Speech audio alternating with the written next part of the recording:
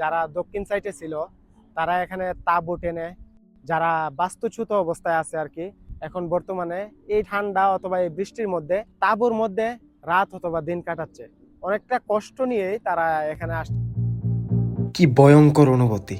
মাত্র 5 সেকেন্ড দাঁড়াতে না দাঁড়াতেই আমার বন্ধু মনিরকে সাগরের তীব্র ঢেউ এসে একেবারে ভিজিয়ে দিল। লেবাননের এই শহরে, যেখানে ইতিহাস আর আধুনিকতার মেলবন্ধন, সেখানে প্রতিটি সকাল শুরু হয় সমুদ্রের ঢেউয়ের সুরে সুরে। নীল জলরাশি, দূরে হারিয়ে যাওয়া দিগন্ত আর হালকা বাতাস, সব কিছু মিলিয়ে যেন এক শান্তির স্পর্শ। আমি এখন দাঁড়িয়ে আছি সমুদ্রের পাশে, যেখানে সময় যেন একটু ধীর হয়ে যায়। আর কিছু দূরেই ডাউনটাউন শহর, লেবাননের হৃদয়, যেখানে প্রতিটি রাস্তা একটা গল্প বলে। পুরনো স্থাপত্য, ক্যাফের খোলা হল আর মানুষের ব্যস্ত জীবনের মাঝে লুকিয়ে আছে এক অন্যরকম সৌন্দর্য। দিনের আলোয় এই শহরের যতটা প্রাণবন্ত, রাত নামলেই তো হয়ে ওঠে আরও বেশি জাদুকরী।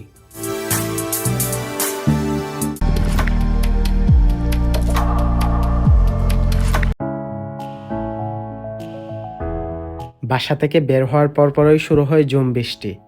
বৃষ্টি যখন কিছুটা থেমে যায়, তখন আমরা আবার রওনা দেই ডাউনটাউনের উদ্দেশ্যে।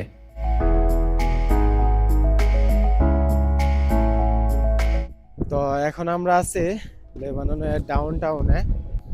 আর এখানে যে গাছগুলো ছিল, গাছের ফুলগুলোর মানে হালকা যে একটা সুন্দর কালার আসছে, পিঙ্ক কালার, অনেকটা সুন্দর লাগতেছে। হাঁটতে হাঁটতে আমরা নিচের দিকে যাচ্ছি। এদিকে গিয়ে জাইতুনা বের দিকে না গিয়ে আমরা একেবারে ডিরেক্টলি সমুদ্রের ওইদিকে চলে যাব।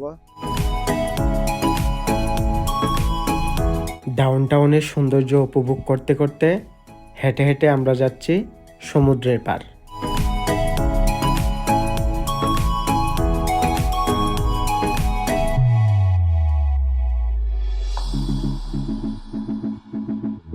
আজকে যেহেতু বৃষ্টি ছিল, এখন কিন্তু সমুদ্রের পানির বাতাসের স্পিডের কারণে তীব্র ঢেউ আর এখানে কর্নিশে এসে বাড়ি লাগতেছে। বাড়ি লাগার পরে অনেক উচ্চতায় পানি উঠে যায়। আসলেই দেখতে অনেক সুন্দর লাগে, কিন্তু নিচে গেলে আরো ভয়ঙ্কর লেভেলে সুন্দর লাগবে, কিন্তু এখানে গেলে ভিজা যাইতে হইব। আমার বন্ধু মনির সমুদ্রের তীরে 5 থেকে 6 সেকেন্ড দাঁড়াতে না দাঁড়াতেই সমুদ্রের বিশাল ঢেউ এসে একেবারে তাকে ভিজিয়ে দেয়।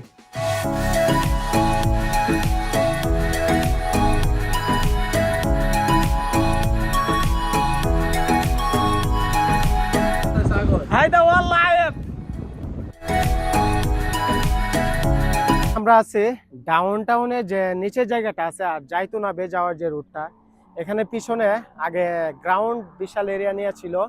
আমরা প্রায় সময় ক্রিকেট খেলার জন্য আসতাম, কিন্তু এখানে অনেক মানুষ যারা দক্ষিণ সাইডে ছিল তারা এখানে তাঁবু টেনে যারা বাস্তুচ্যুত অবস্থায় আছে আর কি এখন বর্তমানে এই ঠান্ডা অথবা এই বৃষ্টির মধ্যে তাঁবুর মধ্যে রাত অথবা দিন কাটাচ্ছে। অনেকটা কষ্ট নিয়েই তারা এখানে আসছে। অনেকের 2টা 3টা গাড়ি আছে, কিন্তু পরিস্থিতির কারণে এই যুদ্ধ বিধ্বস্ত সেদিকে, সেই কারণে এখানে কষ্ট করেও থাকতেছে।